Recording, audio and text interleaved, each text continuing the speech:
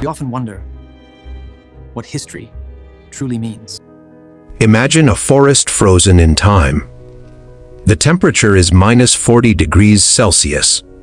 The air is so cold, it hurts to breathe. It is 1939. The massive Soviet Red Army has invaded Finland. They have tanks, planes, and thousands of soldiers. But in the dark, frozen forests, they are being hunted. Russian soldiers are dropping dead, one by one. They don't hear a gunshot. They don't see a muzzle flash. All they see is endless white snow. Terror spreads through the Russian ranks. They start whispering a name. Belaya Smirt. The White Death. They didn't know it yet, but they were facing just one man. A small, humble farmer who would become the deadliest sniper in human history. His name was Simo Häyhä. Before the war, Simo wasn't a soldier. He was a simple farmer and a hunter. He stood only 5 feet tall. He was quiet, unassuming, and gentle. But when the Soviet Union invaded his homeland, he grabbed his old rifle and went into the woods. While the Russians wore brown uniforms that stood out against the snow, Simo did something different. He dressed completely in white camouflage. He became invisible.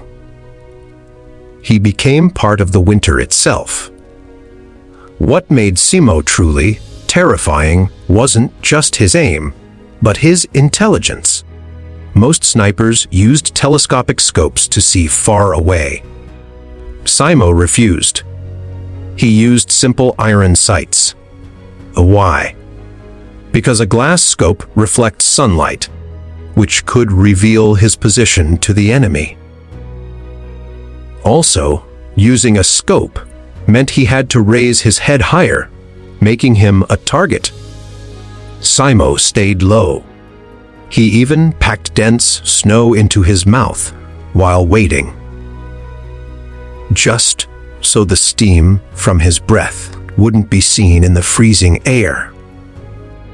He would lie in the snow for hours, motionless, waiting for the perfect shot. The Russians were desperate. They tried everything to kill this White Death. They sent counter snipers to find him. Simo killed them. They sent entire teams of soldiers to hunt him down. Simo killed them too.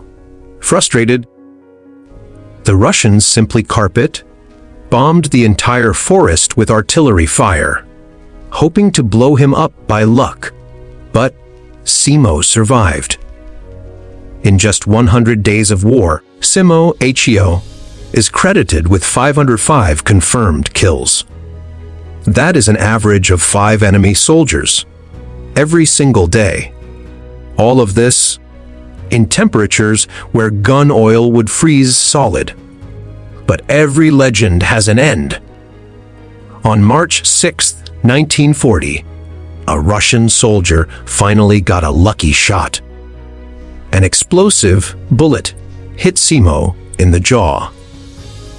His fellow soldiers found him unconscious in the snow. They said half his face was missing.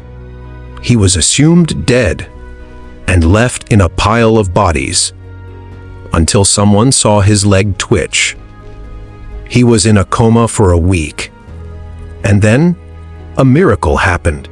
Simo woke up on March 13th, the exact same day that peace was declared. The war was over, and the White Death had survived. Simo lived a long, quiet life after the war. He passed away in 2002 at the age of 96. Years later, a reporter asked him, "What did you feel when you pulled the trigger? Did you hate the enemy?" Simo simply replied, "I didn't feel hate. I just did what I was told to do, as well as I could. A humble farmer. A deadly legend." This was the story of the White Death. If you enjoyed this story, please hit the like button and subscribe to War Chronicles for more legendary history. See you in the next one. Subscribe for more historical insights. If you writes.